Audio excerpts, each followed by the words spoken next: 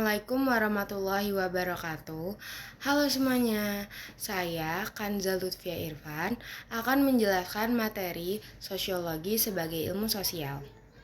Sosiologi adalah pengetahuan ilmu tentang sifat, perilaku, dan perkembangan masyarakat, ilmu tentang struktur sosial dan proses sosial dan perubahannya. Berikut beberapa contoh pengertian sosiologi menurut tokoh-tokoh. Pertama, Max Soboff menyatakan bahwa sosiologi mempelajari tindakan-tindakan sosial. Kedua, Pitirim A. Sorokin menyatakan sosiologi mempelajari hubungan dan pengaruh timbal balik antara aneka macam gejala-gejala sosial. Salo Sumarjan dan Sulaiman Sumardi menyatakan bahwa sosiologi adalah ilmu yang mempelajari struktur sosial dan proses sosial, termasuk perubahan sosial. Objek kajian sosiologi. Sebagian dari ilmu sosial, objek kajian sosiologi adalah masyarakat. Ada berbagai pandangan tentang masyarakat. Salo Sumarjan mengatakan bahwa masyarakat adalah orang-orang yang hidup bersama menghasilkan kebudayaan. G.L. Gillin dan J.P. Gillin mengatakan bahwa masyarakat adalah kelompok manusia yang terbesar. Mereka mempunyai kebiasaan, tradisi, sikap, dan perasaan persatuan yang sama. Max Weber melihat bahwa pokok kajian sosiologi adalah tindakan sosial, namun tidak semua tindakan manusia dapat dianggap sebagai tindakan sosial. Suatu tindakan disebut tindakan sosial hanya jika tindakan tersebut dilakukan dengan mempertimbangkan perilaku orang lain. Sosiologi sebagai ilmu pengetahuan. Sosiologi merupakan ilmu pengetahuan yang berdiri sendiri karena telah memenuhi segenap unsur-unsur ilmu pengetahuan. Adapun ciri-ciri sosiologi sebagai ilmu pengetahuan adalah berikut. A. Sosiologi bersifat empiris. Contoh, seseorang ilmuwan ingin melakukan penelitian atau pengamatan tentang kemacetan di Jakarta. Ia tidak bisa asal bicara dan harus didasari oleh fakta. B. Sosiologi bersifat teoretis. Teori konflik Karl Marx mengenai perubahan sosial yang dipicu pertentangan antara kelas-kelas sosial yang berbeda. C. Bersifat kumulatif, membandingkan sistem pendidikan di beberapa negara untuk melihat bagaimana perbedaan budaya memengaruhi pendekatan pendidikan. D. Sosiologi bersifat non-etis, penelitian tentang pola migrasi penduduk tanpa menilai apakah migrasi itu baik atau buruk. Sosiologi sebagai ilmu dengan paradigma ganda.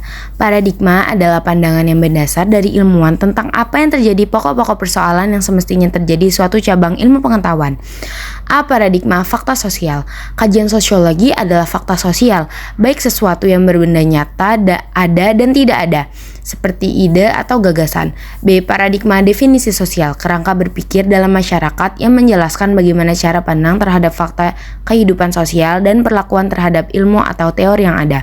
C. Paradigma perilaku sosial, paradigma yang membahas tentang hubungan sebab akibat dari sesuatu.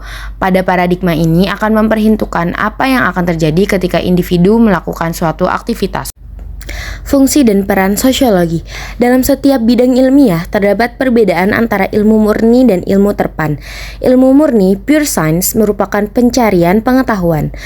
Bila diteliti secara mendalam, sosiologi merupakan ilmu terapan. Sosiologi merupakan ilmu pengetahuan murni, karena sosiologi memiliki pengetahuan, knowledge, sistematis dan objektif. Sosiologi disebut ilmu terapan karena sosiologi menggunakan cara-cara pengetahuan ilmiah untuk memecahkan masalah pratiksi. Fungsi sosiologi. 1. Untuk pembangunan. Sosiologi membangun pembangunan dengan memberikan pemahaman tentang struktur dan dinamika sosial. Ini penting untuk merancang kebijakan yang efektif, mengidentifikasi dan mengatasi masalah sosial, serta memastikan program pembangunan yang inklusif dan berkelanjutan. Sosiologi juga mendukung pemberdayaan masyarakat untuk berpartisipasi aktif dalam proses pembangunan. 2. Untuk penelitian. Akan diperoleh suatu rencana penyelesaian masalah sosial yang baik. Di negara yang sedang berkembang, peran sosiolog sangat dibutuhkan berdasarkan data yang dihasilkan dari penelitian sosiologis. Para pengambil keputusan dapat menyusun rencana penyelesaian suatu masalah sosial. Yang ketiga, untuk advokasi kebijakan. Sosiologi berfungsi sebagai basis data dan sumber berlangsungnya advokasi kebijakan dalam isu-isu publik, seperti pemberdayaan masyarakat marginal, kelas buruh dan nelayan, atau konflik horizontal di masyarakat petani. Dalam pengambilan kebijakan dari berbagai instansi, baik pemerintah maupun swasta, peran sosiologi sangat dibutuhkan karena dapat memberikan data yang akurat sebagai bahan pertimbangan kebijakan. Peran sosiologi. Sosiologi juga memiliki peran dalam masyarakat. Peran ini dapat dilihat pada peran para sosiolog. Sebagai ahli ilmu kemasyarakatan, sosiologi sangat berperan dalam membangun masyarakat, terutama di daerah yang sedang berkembang. Bentuk-bentuk peran sosiologi tersebut antara lain sebagai berikut. 1. Sosiologi sebagai ahli riset. 2. Sosiolog sebagai konsultan kebijakan. 3. Sosiolog sebagai praktisi. 4. Sosiolog sebagai guru atau tenaga pendidik. 1. Sebagai ahli riset. Seperti ilmuwan lainnya, sosiolog berfokus pada pengumpulan dan penggunaan data. Oleh karena itu, sosiolog melakukan riset ilmiah. Tujuannya adalah untuk mencari data kehidupan sosial. 2. Sebagai konsultan kebijakan. Prediksi sosiologi dapat membantu memperkirakan pengaruh kebijakan sosial yang mungkin terjadi. Setiap kebijakan adalah suatu prediksi. 3. Sebagai praktisi. Beberapa sosiolog terlibat dalam perencanaan dan pelaksanaan kegiatan masyarakat. Mereka memberi saran-saran misalnya dalam penyelesaian masalah hubungan masyarakat, hubungan antar karyawan, masalah moral, atau hubungan antar kelompok dalam organisasi. 4. Sebagai guru atau pendidik. Mengajar merupakan salah satu kegiatan yang dapat digeluti oleh seorang sosiolog, berperan dalam mengerjakan dan mengembangkan sosiologi sebagai ilmu di berbagai bidang dengan memberikan contoh-contoh yang terdapat di masyarakat. Sosiologi dengan ilmu lain. Sosiologi memiliki hubungan yang erat dengan ilmu-ilmu lainnya, baik yang bersifat sosial, humaniora maupun alam.